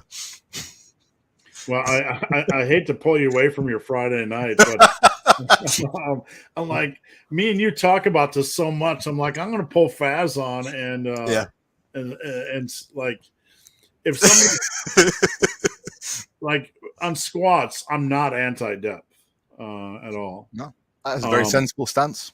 And we both agree that based on limb lengths and leverages, you do have some people that can bury it and maintain tightness, right? Yeah. As I say, I think some people are quite interested in the drama over the knowledge and over the motivation. So I think some people, not everyone, because most people have genuine questions, but I think every now and again you probably have one or two people who are trying to pick and create drama, and they do so in these Q&As, and they're trying to make out like they have a serious question, but I think in the end they know that they're just being a little bit sad and a little bit pathetic. So that's kind of my stance on it all. I will say, as an NCAP, I know you well, and I trust any other coach. No coach is going to want you to do an exercise if it's crushing your lower back. Yeah. I think the onus will be on the person making the claims to show where I said that, or where we disagree specifically. I think it's very easy just to say, X and X disagrees, but these are just fabrications. I mean, Steve, you've made out your case there, and it's a very sensible stance. It's exactly what I think too. In fact, I had this conversation literally just 5 minutes ago with a client, Seth, and we were talking about his squat depth, and it's a case of go as low as you can without rounding your lower back, and we're trying to progress that over time. But at no point do you want to compromise your back. I think it's a crazy straw man some of these people are making. As I say, they just have too much time in their hands. I think we've all seen those guys that when it comes to squats are like depth above dishonor, like depth above all else. Right. Yeah. Okay. Yeah. I can see that. Yeah. No, I'm a lot more moderate than I'm very much along your lines with that. I think, in fact, if people do want some drama, there are, not for now because I've got stuff to do, but there are definitely some areas you and I differ on. Right. But there's nothing major. I mean, there are some ways that you program and ways that you train which work for you and work for your clients. It's not like they don't work. It's just there are many roads to Rome. That's all. And it's not necessarily a disagreement. It's a different way of approaching a problem. Yeah, different philosophies. And I will say, to be fair to me, you, and any other coach, Dr. Mike, or if Jesus came down himself and coached, we're all at 90%. And a good coach is going to be refining and learning from other coaches. So, where I program now compared to where I programmed 10 years ago is completely different. And, some of the stuff that I taught 10 years ago, it's just dated compared to what I believe now. Yeah, that's a large part of it. I'll also say context matters too. You can give an advice in a video which is useful for beginners and maybe early stage intermediates, but isn't useful for intermediate, late stage intermediates, and advanced. And so I think context plays an important role. So the typical thing is you give some advice, I give some advice, and some skinny beginner pipes his hand and goes, well, somebody else told me this. It's like, well, that's not applicable for you. It's context matters. And I've tried to offer more context in my videos now because I think, well, I've always offered context, but I try and make it very clear now. I will have a slide saying warning, disclaimer, context, because people just don't apply the context to themselves. So Faz, I won't keep you on. I'm going to shotgun you a few quick things. This has been a real controversial, fired up, fought me against Alpha Destiny and Dr. Mike. Oh God. I'm gonna machine gun you real quick because you don't know the context. Okay. If somebody's at 90% or 95%, like they're like 95% of the way to Steve Reeves or Reg Park. Do you think they're going to gain a pound of muscle every year for the next 10, 20 years? No. Or is it going to be ounces? It's going to be it's going to be ounces. It's going to be ounces. I mean, the example I always give is this, right? Ronnie Coleman. Yeah. So he turned pro, and over the course of the next 10 years, he gained 50 pounds of muscle. So that was 5 pounds of muscle per year. Now that is Ronnie Coleman, the best genetics of all time, a whole week dedicated to gymming and all the best drugs in the world. There is no way you're gaining 20% of what Ronnie Coleman gained after you've hit advanced state. It's just not going to happen. Like, you're going to gain an ounce or two at a time. You're going to have some good years. You're going to have some bad years. You can't expect you to gain that much when you're at that stage. It just doesn't happen. So that's one. Let's see. There was one study that somebody brought up one study that showed that training 3 RIR is just as effective to training to failure. And I said, my response was, how can you program 3 RIR and progression into a workout in a practical sense and not have it just fall like a limp, So I'll say this, practically speaking, it is quite easy because you start off a training block with a weight you can handle pretty well, but you stay a few reps away from failure. That's it. Then basically the RIR will naturally fall as you add weight across the training cycle. So in practical implementation, it's quite easy to do. The problem, though, is what most people, and I'm sure you'll agree with this, Steve, what most people consider to be failure is a pathetic glimpse of like Karen from accounts trying to do a set of squats in her first week at the gym. That's the level of intensity that most people train at. So 3 away from that is actually like 25 RAR. You may as well just stay at home. Don't even get in a car. Don't even put on your shorts. Just stay at home. You get a better workout just being at home watching the box. So I think that's the big problem with our RAR is misunderstood, not because the training's easy. RAR is misunderstood because people train too easy. So they don't know what failure is. And so 3 is for them is a complete disaster. It's not the fault of the system. It's the fault of them. They train too easy. Yeah, the bigger piece of the puzzle, like me and you discussed this in our hypertrophy thing, like any lifter that has really good results, their passion is just like high, super high, and they're super motivated, and they don't seek ways to like, how can I only train at the minimum level with the minimum exercise? Like they don't generally have that attitude. All right, Faz, one more question for you. Yeah, go on. My answers have been very spicy today. Yeah, this one we're going back and forth. So we have a 5'9" gentleman. Okay. And he probably thinks I'm Satan right now because we've been getting into it a little bit. Yeah. He started out at 125. Okay. 5'9". Oh, good. And he got his closer bench up to 275 by 3 at 145. Nice. That's awesome. That's great. I said I've never seen that before. That's good work. Yeah, dude. Good on you. But I told him his arms are only 12 and a half inches. Okay. So I mean, we don't judge. If you want them bigger, great. If you're happy, fine. But the thing is, he thinks he's not underweight and at close to his genetic potential. And I said, at 120, 5'9", you're underweight. You didn't gain 25 pounds of muscle. Your body was normalizing. You gained more blood and more bone. I don't think we can make the case you're getting close to your genetic potential, no matter how bad your genetics are. I'll tell you this, first thing is, look, dude, you're very strong. Like you're doing great. Okay. No one's taking anything away from you. And if we're saying you're not anything close to your potential, then it's not a slight against you. It's actually a very positive thing. It means, you've got a lot to gain. Here, let me just share with you my experience. I was just very quickly. I remember distinctly 20 years ago, sat in a car with this friend of mine and his parents, and they knew I was a powerlifter. He was a rugby player. He was a very big, strong guy. And at the time, I was only squatting like 3.5 plates. And they said, Faz, they were talking about some rugby player who squatted 5 plates. And they said, that'll be you soon, Faz. And I genuinely was like, no way. Like at the time, if I had squatted 4 plates, and I would have died a happy man. And so I just said to him, no chance. And I genuinely believed it. I genuinely believed I was never going to squat 5 plates. Like never, ever. It was not on my radar at all.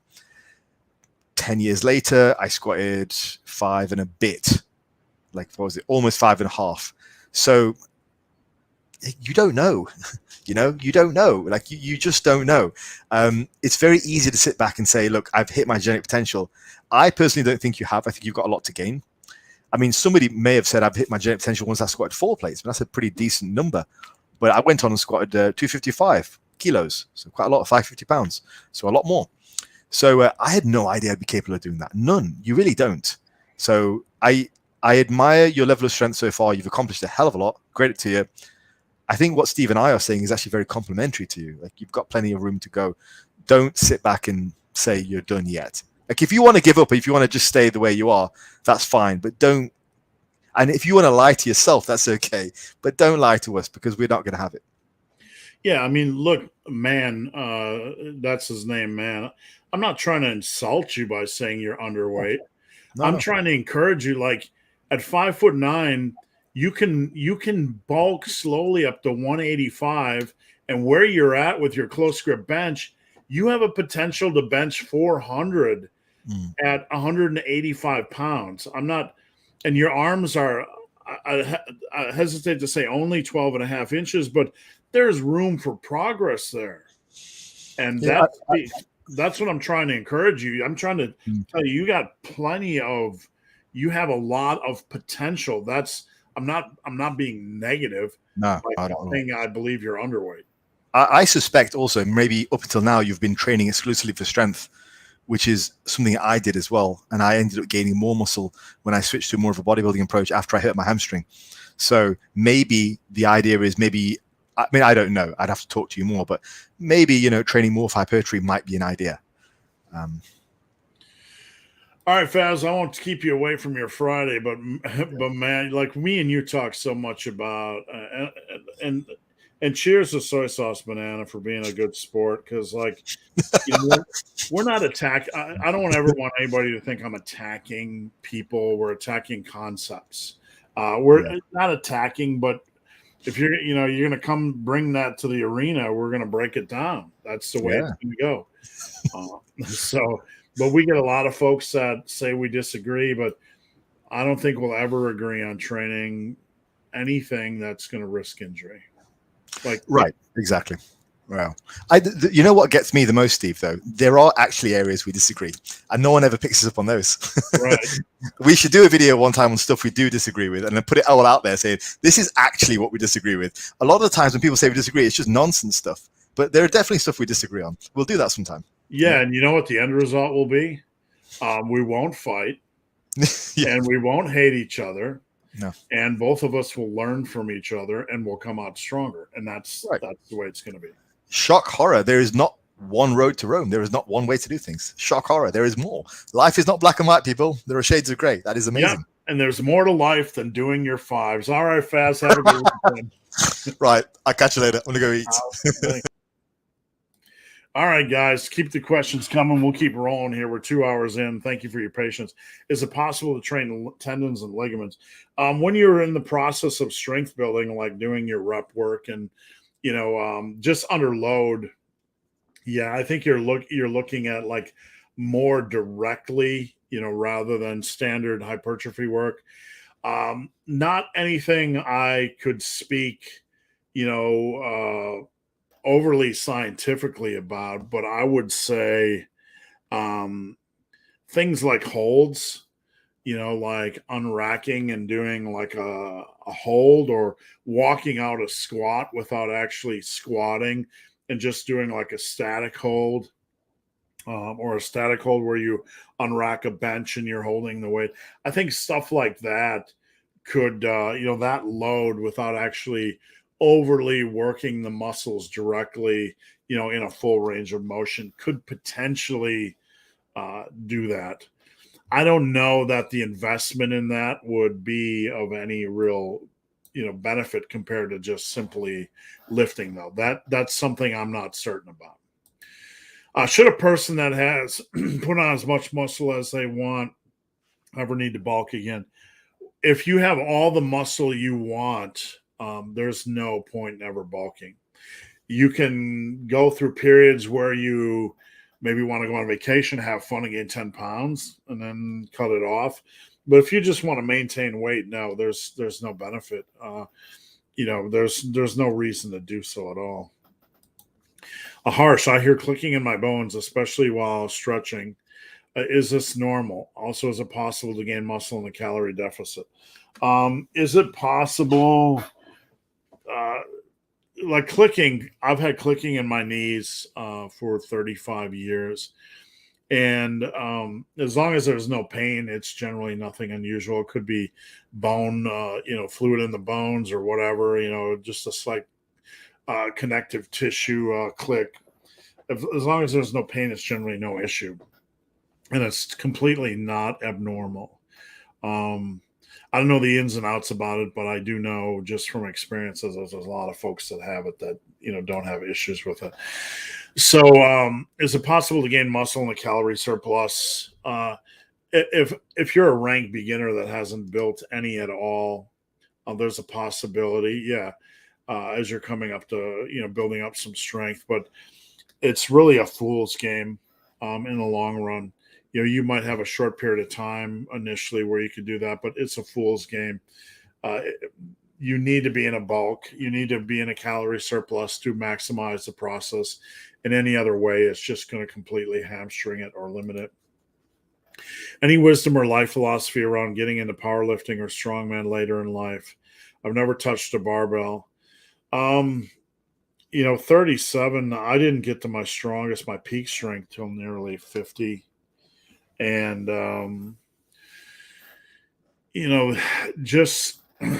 I would say that where you're at, you have plenty of time. Most of the strongest men I know have been over 35. So, you have that old man strength coming your way. Just be patient. Take 4 or 5 years to get after it. And, how to build a base, check out my book, Massive Iron. If you want some help, head over to superlivingtoday.com. I'd be glad to coach you and get you started. It's a whole book on how to build a base. And my book, Massive Iron, the PDF is a good start. And I have some other workout programs on my website that can help you out. I can also build you a custom workout. Rico, your Bulldog program looks really great. Thanks. I appreciate it. I just added that to my app this week, and I'll be adding another program this weekend. All right, last call, last question. If you have any more questions, fire them off now. If not, I am off. I used to run 5K 3 times a week. Now that I started feeling I could only run 2 miles 2 times a week with run for 5K, I feel extremely tired when I'm running a 5K. Is that normal? It can be normal as our body acclimates. When I first started running, I couldn't go very far at all. And my conditioning was horrible. So that's the beauty of repetition. It's not the end of the road. It's just the beginning. All right, guys, I appreciate you joining me. I'll be here every Friday, Massive Iron Live at 11 a.m. Eastern. Please head over to my website, superlivingtoday.com. Sign up for my app. Sign up for Team Massive. I probably pissed a few people off today, but I'm just trying to come at you guys with real information. And I'm not attacking anybody. I'm just trying to educate. And, it's just the bottom line. So I appreciate you guys joining me. I'll be back next Friday, and I will see you next time.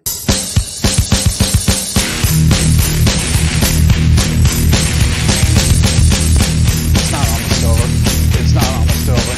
You're not almost there. You're not almost there. You're not almost there.